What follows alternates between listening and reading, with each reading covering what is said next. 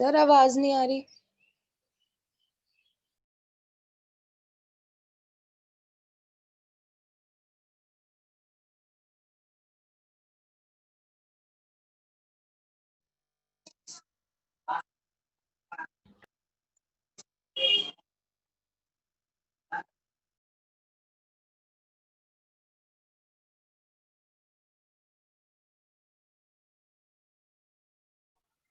Sir आपकी voice नहीं आ रही।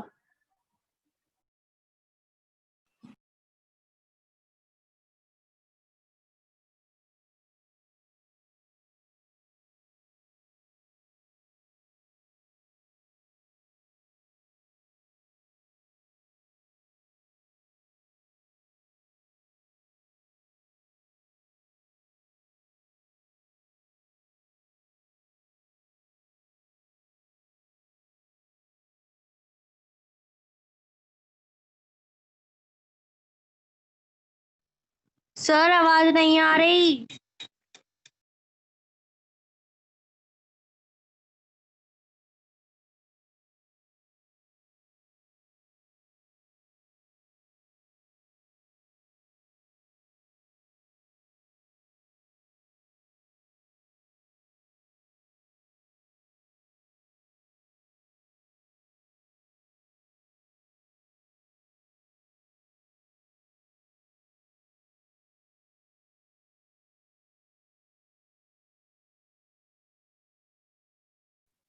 सर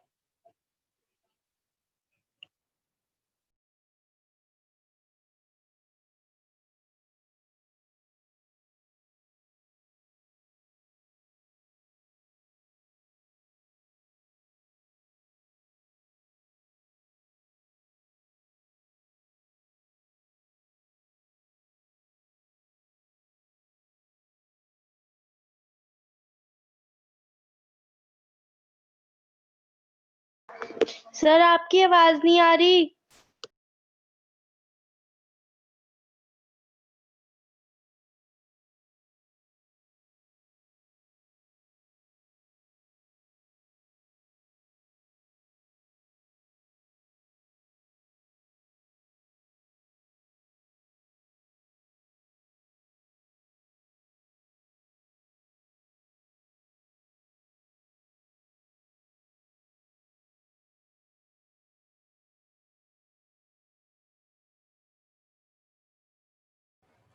मेरे कान फट जाएंगे, तो दिमाग खराब है।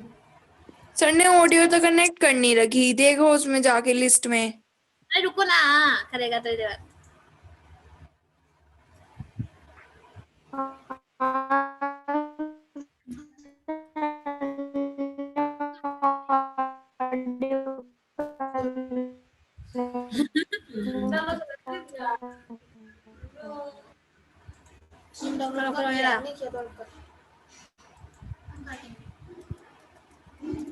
सर सोच रहे हैं इन बच्चों को समझ में आ रहा है कुछ से आवाज। सर आपकी आवाज नहीं आ रही। सर बोल ही नहीं रहा तो कहाँ से आएंगे। सर बोल रहे हैं। सर बोल रहे हैं लेकिन सर ने ऑडियो कनेक्ट नहीं कर रखी। सर आपकी आवाज नहीं आ रही। सर को तुम्हारी आवाज भी नहीं जा रही। सर को ना हमारी जाएगी ना, उनकी हमें आएगी। हाँ मजा आ गया ना, ऐसे रहो सब। अब सर को बताएंगे ऐसे लेके ना। सर आवाज नहीं आ रही। सर आवाज नहीं आ रही, कोई फोन करके बोलो ना कोई। बस मैं समझ अपने आप से बोल रहे हो। सर आपकी आवाज। सर क्या हो रहा है? सर आवाज नहीं आ रहा।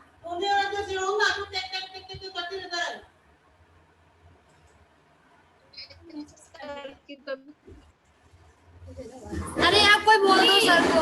तुम लोग वैसे कोई कॉल कर लो सर को, फिर बताते हैं। जी नहीं, सर ने अपनी वो बंद करके रखा है, उससे हमारी आवाज सुन नहीं दे रही। छोड़ा वीडियो चल रही है फिर क्या गड़बड़ हो जाते हैं। बेटा जो आसन होते हैं, पहला आसन है सुखासन, ठीक है। सुखासन, सुखासन में क्या होता है कि हमें सुख की अनुभूति होती है, सुख की अनुभूति होती है। जहां पर सुख प्लस आसन, उस बॉडी पोस्चर्स में जहां पे हमें सुख मिलता हो। हम अपने डेली के रूटीन वर्क से क्या होते हैं, बहुत ज्यादा हेक्टिक हो जाते हैं, टेंशन में आ जाते हैं, ठीक है। तो उस पोजीशन से निकलने की स्थिति को हम क्या कहते हैं, सुख आसन, सुख आसन कहा जाता है। जिस पोजीशन में हमें सुख की अनुभूति होती है। तो ये सिंपल सा होता है, दोनों पैरों को जॉइन करके, हाथों को नीचे रख के, आंखों को बंद करके और ध्यान को बीच में सेंटर में लाना होता है। ये सुखासन होता है। जनरली फीवर वगैरह हो तो इसको परफॉर्म नहीं करना चाहिए। दूसरा होता है ताड़ासन।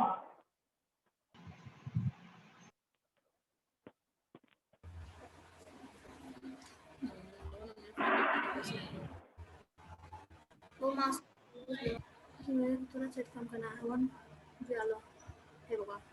ये हॉस्टलर अपना साउंड को म्यूट कर दे, मैं यहाँ से कर दूंगा, अदरवाइज जो हॉस्टल के स्टूडेंट है प्लीज म्यूट कर दीजिए अपने माइक को।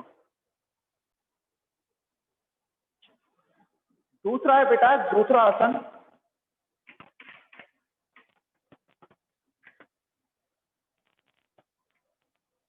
ताड़ासन। Just wait 1 minute. बेटा दूसरा होता है ताड़ासन, ताड़ आसन। इसको ताड़ासन क्यों कहा गया है? देखो ताड़ासन का मतलब, ताड़ का मतलब क्या होता है मैं बताता हूँ। ताड़ एक बहुत लंबा सा ट्री होता है, एक बहुत लंबा ट्री होता है, वो बहुत लंबा ही होता है। उसके ऊपर ऐसे पौधे सॉरी उसकी लीव्स वगैरह कोई ऐसी खास नहीं होती, बहुत ऊंचा होता है ताड़ का, ताड़ का वृक्ष कहते हैं उसे। तो ताड़ का वृक्ष बहुत लंबा। तो जनरली इस तरह का पोज करना होता है कि हमें एक पेड़ की तरह बनाना होता है अपनी बॉडी को। तो हम पंजों पे खड़े होकर इसको बॉडी को आगे की तरफ खींचते हैं। और ये दो तरीके से परफॉर्मेंस हो सकता है, परफॉर्म किया जा सकता है, लेट कर भी और खड़े होकर भी, दोनों कंडीशन है। और अपने पंजों पे खड़े होकर हाथों को ऊपर खींचते हैं, ये ताड़ासन होता है बेटा, ठीक है। और इसको जनरली जब हमारी हाइट कम होती है, ध्यान से सुनना, जब हमारी हाइट कम होती है तो उसमें हम यूज कर सकते हैं। और एक बार करने इसको कम से कम जितने भी टाइम हम कर सकते हैं 15 से 20 बार इसको परफॉर्म करें। 15 से 20 बार इसको एक दिन में हम परफॉर्म करना चाहिए। ये हेल्पफुल है, हमारी हाइट को इंक्रीज करने में मदद करता है, हाइट को इंक्रीज करने में, ठीक है। क्लियर? Yes sir.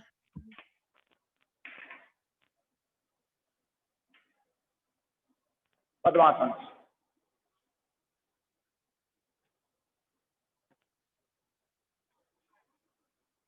पद्मासन 2 वर्ड से मिलकर बना है, पद्म प्लस आसन।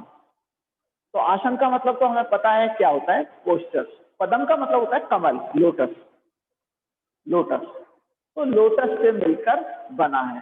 तो जैसे कमल की एक मुद्रा होती है ना, कमल क्या होता है, कमल का फूल आपने देखा होगा खिल जाता है, वो जब हम उसको देखते हैं तो खिला हुआ होता है, इस तरह से उसकी पंखड़ी फैल जाती है। तो इसमें यह नहीं है कि एग्जैक्ट वैसा ही होना है, बट उससे मिलता जुलता पोज हमारा होता है, ठीक है। तो इसको कहा जाता है पद्मासन। पद्मासन सुखासन की तरह ही है, बस इसमें क्या होता है, जो हमारे दोनों लेग होती हैं उसको अल्टरनेट एक दूसरे के ऊपर रखते हैं, इस तरह से निकाल कर रखते हैं। और हाथों को जो हमारी नीज होती हैं, घुटने होते हैं, उनके ऊपर रखना होता है बेटा जी, ठीक है। ये हमारा पद्मासन होता है। क्लियर है? ये हमारा पद्मासन होता है। जनरली वही प्रॉब्लम्स होती हैं कि फीवर है, जॉइंट्स पेन है, नहीं करना चाहिए। लेडीज होती हैं जिनके साथ प्रेगनेंसी होती है, जिनको प्रेगनेंसी होती है, उनको आसन नहीं परफॉर्म करने चाहिए। जिन लेडीज को प्रेगनेंसी होती है उनको आसन परफॉर्म नहीं करने चाहिए। कुछ ही जर्नल है, जैसे आपको अगर कंट्रडिक्शन लिखना हो तो किसी का भी आए तो आप लिख सकते हैं कि फीवर है, जॉइंट्स और बोन्स में पेन है, तीसरा प्रेग्नेंट लेडीज को नहीं करने चाहिए, ठीक है, या किसी और डिजीज से वो प्रॉब्लम फेस कर रहा है। तो इस तरह से ये कुछ कॉमन चीजें हैं, पर 3 तो बिल्कुल कॉमन है, अगर आप किसी में भी लिखेंगे तो आप लिख सकते हैं और आपका राइट होता है। ठीक है, उसके बाद हम चलते हैं शशांक आसन।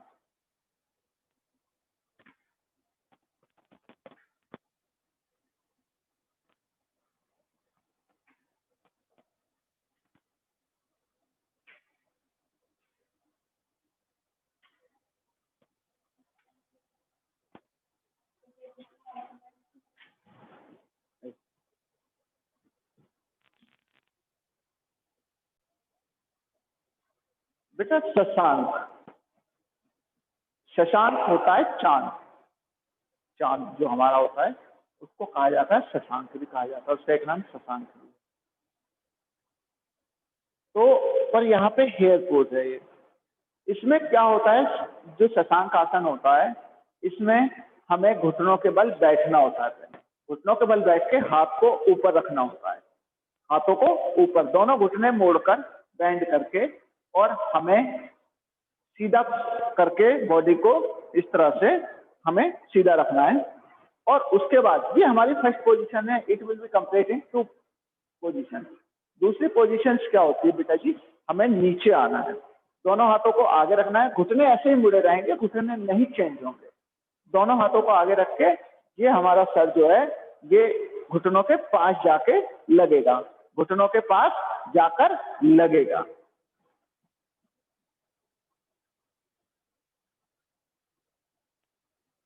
घुटनों के पास जाके लगेगा, तो ये होता है हमारा शशांक आसन।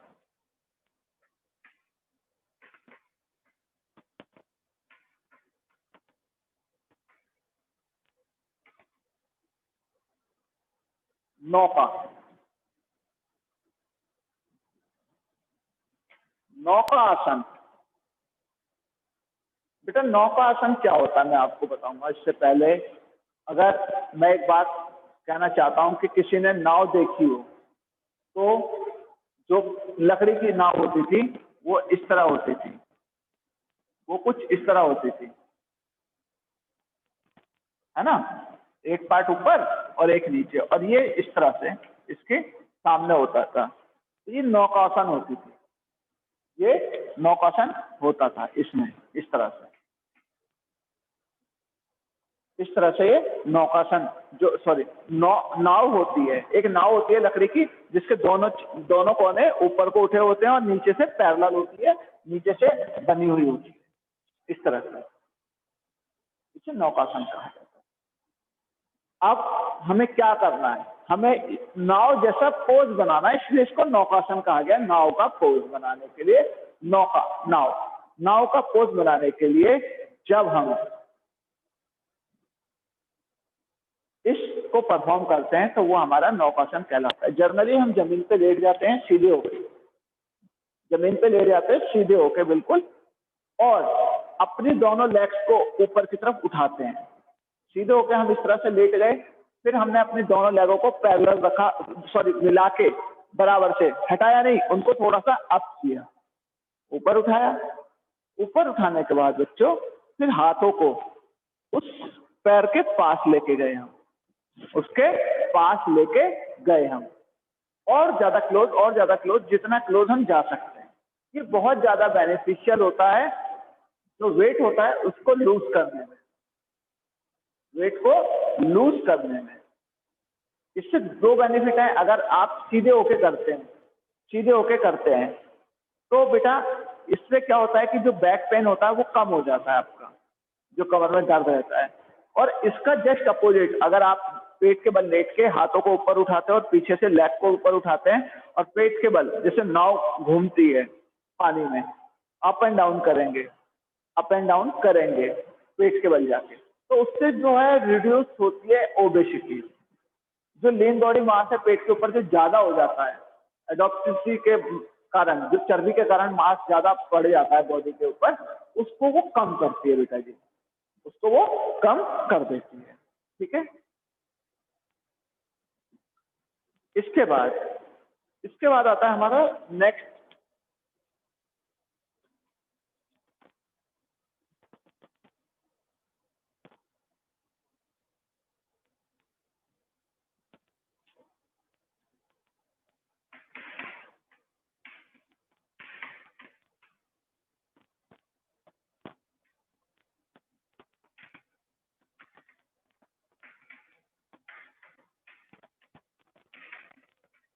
वृक्षासन। वृक्ष, वृक्ष का मतलब होता है ट्री। ट्री जैसे हमारा पेड़ होता है, मतलब कहने का ये नहीं है कि पेड़ की तरह, मतलब इसको पोज का नाम दिया गया है कि हमारा जो ट्री होता है उसकी तरह हमें अपनी बॉडी पोज को बनाना होता है, इसलिए इसको वृक्षासन कहा गया है।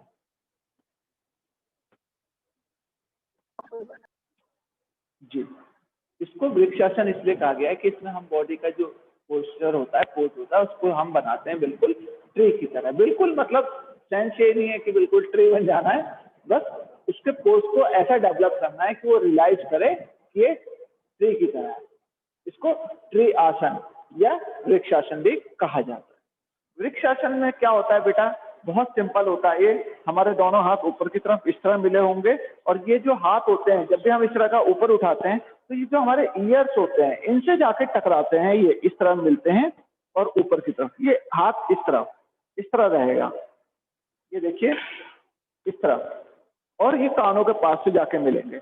और फिर हमें एक लेग को फोल्ड करके, एक लेग को आधी फोल्ड करके, जो हमारा दूसरे पैर का नी है, सपोज राइट लेग से हम खड़े हैं तो लेफ्ट को बेंड करके, इस तरह बेंड करके यहाँ मिलानी है और खड़ा होना है, खड़ा होना है। बहुत समय पहले आपने देखा होगा बहुत सारी मूवीज के अंदर जो ऋषि मुनि तप करते थे वो भी इसी तरह से करते थे, वो भी इसी तरह से करते थे।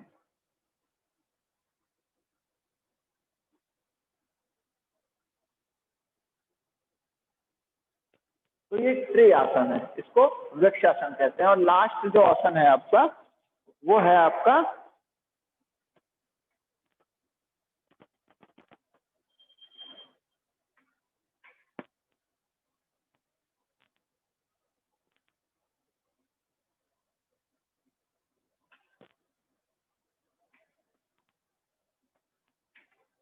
गरुड़ासन। क्या है बेटा? गरुड़ासन। गरुड़ एक पक्षी होता है, गरुड़ एक पक्षी होता है, तो उसके जैसे बॉडी पोज को अपने योगा में तब्दील करना, मतलब बनाना, उसके जैसा बनाना। ये नहीं है कि 100% वैसा ही लगने लगेगा, इसका नाम है, उससे कुछ मिलता जुलता होता है, इसलिए इसका नाम गरुड़ासन कहा गया है। गरुड़ एक पक्षी होता है, ठीक है।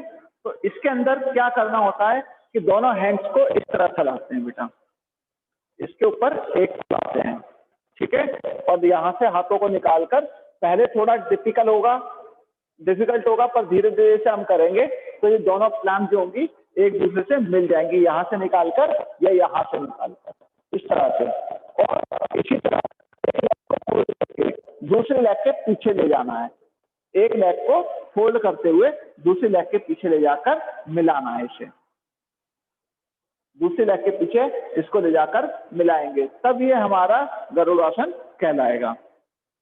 एक लेग को फोल्ड करके दूसरी लेग से लपेट देंगे, दूसरी लेग के ऊपर लपेट देंगे, एक लेग को ले जाकर हाथों को इस तरह से निकाल के इस तरह से, और कोशिश करेंगे धीरे धीरे धीरे ये आगे जाए। जितना आगे जाएगा उतना अच्छा है, बॉडी में फ्लेक्सिबिलिटी इसको बढ़ाता है, इंक्रीज करता है, ठीक है बेटा। तो ये कुछ आसन थे, केवल कुछ एक आसन थे जो कराए गए हैं। प्रैक्टिकली आप इनके लिए तैयार रहना।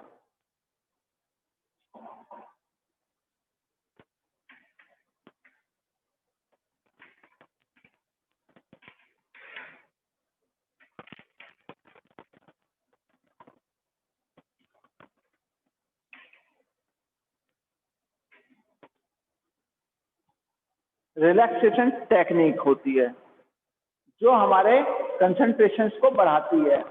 एक रिलैक्सेशन योग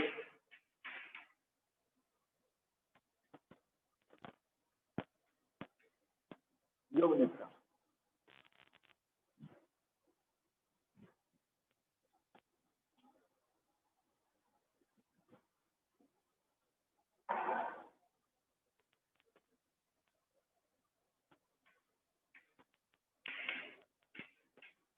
योग निद्रा कहते हैं। योग निद्रा एक ऐसी टेक्निक होती है जो हमारे रिलैक्सेटिव पार्ट को बढ़ाकर हमारे को रिलैक्स करके, इसलिए मैंने इसको लिखा है रिलैक्सेशन टेक्निक। एक ऐसी टेक्निक जो हमारी बॉडी को रिलैक्स कर देती है, थकान वगैरह से हम इसमें निजात पा सकते हैं। तो इसको एक रिलैक्सेटिव आसन भी कहा जा सकता है, आरामदायक आसन भी कहा जा सकता है बच्चों। ठीक है, इसमें क्या होता है रिलैक्सेटिव आसन में, जब योग निद्रा का मतलब होता है कि हम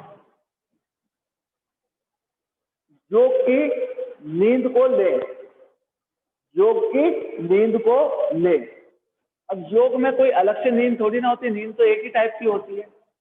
तो इसे योग निद्रा क्यों कहा गया है? इसको इसलिए योग निद्रा कहा गया बेटा कि इसमें क्या होता है कि हमारी बॉडी जो होती है वो तो बिल्कुल रिलैक्सेटिव मोड पे चली जाती है, सो जाती है, बट जो हमारा माइंड होता है वो अवेयर होता है, अवेक होता है, वो जागा रहता है, वो नहीं सोता है।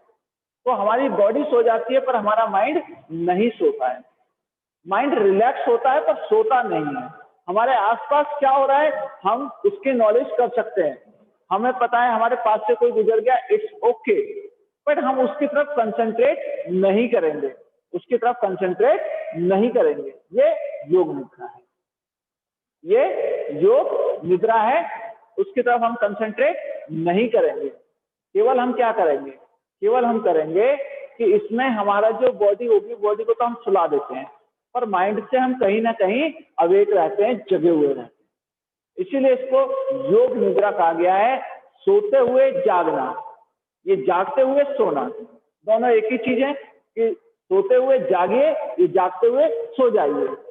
तो इसमें जो बॉडी पार्ट होता है वो सो जाता है, पूरा बॉडी पार्ट रिलैक्स मोड पे चला जाता है। मीन्स टू से कि ऐसा नहीं है कि वो बस मूवमेंट नहीं करेगा कोई भी, और उसके अंदर किसी तरह की कोई भी परेशानी हम होने नहीं देंगे। तो इससे क्या होता है हमारा कंसंट्रेशन पावर बढ़ता है, कंसंट्रेशन पावर बढ़ेगा, हम ध्यान की तरफ ज्यादा बढ़ जाएंगे। ठीक है, कंसंट्रेशन पावर बढ़ जाएगी इससे, इसीलिए इसको योग निद्रा कहा गया है। अब योग निद्रा को करने के लिए स्टेजेस बताए गए हैं कि कौन कौन सी स्टेजेस होती है। सबसे पहले प्रिपरेशंस होती है, तैयारी करनी होती है हमें योग निद्रा में लेटने के लिए। उसके बाद इंटेंशन होती है, इंटेंशन मतलब संकल्प लेना होता है हमें कि हाँ भाई हमें करना है, ये योग निद्रा करनी है। इतना इजी नहीं होता बेटा, इतना इजी नहीं होता है कि जो आपके दिमाग में चल रहा है आप उसको छोड़ के तुरंत और लेटे रहें। अगर सपोज करो कुछ आगे से हो रहा है तो आप उसको रिप्लाई करने के लिए तुरंत उठ जाओगे। तो ये एक बहुत बड़ा अभ्यास है, डेली डेली करना पड़ेगा, ये बहुत जल्दी से कंप्लीट होने वाला नहीं है।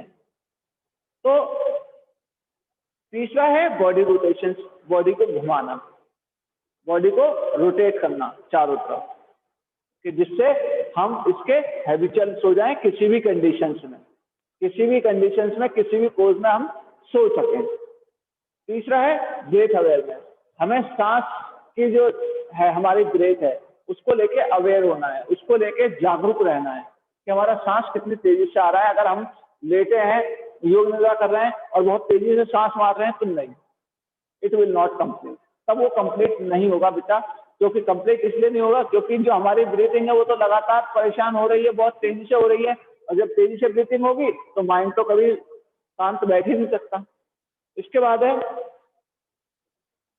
Opposite for feeling and sensations, कि जो बाहर चीज हो रही है, जो अपोजिट चल रही है, उसकी तरफ हमें सेंसिटिव नहीं होना है।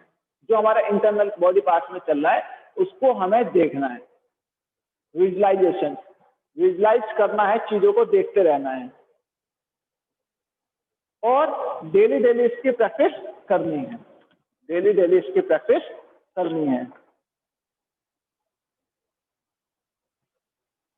अब इसके बेनिफिट क्या होते हैं बेटा? रिड्यूस टेंशन, टेंशन रिड्यूस होती है, relax the mind, mind relax होता है, अवेक क्रिएटिविटी, जागरूकता बढ़ती है, क्रिएटिविटी होती है नई चीजों का सृजन करना, नई नई चीजें हमारे दिमाग में आती हैं। Increase memory and learning capacities बढ़ती है, हमारी बढ़ जाती है, मेमोरी पावर बढ़ जाती है, साथ में सीखने की ताकत भी। कंट्रेस्ट स्ट्रेस, स्ट्रेस, स्ट्रेस अच्छा कम हो जाता है। मैनेज साइकोलॉजिकल डिजीज जो होती हैं, साइकोप्रोटोमेटिक डिजीज जो होती है वो कम हो जाती है। जो दिमागी संबंधित जो बीमारियां होती हैं उनसे हमें निजात मिल जाती है। क्योर्स कैंसर, कैंसर के इलाज में भी इसको क्या बताया गया है, एक थेरेपी की तरह यूज कर सकते हैं। कैंसर की एक थेरेपी के रूप में इसको यूज किया जाता है। और हमारी जो विल पावर होती है उसको इंक्रीज करने में ये हेल्प करती है। बेटा जी इसमें आप करोगे short questions, carry in 5 marks वाले में। मैं क्वेश्चंस बता रहा हूं, आपको जो वर्कशीट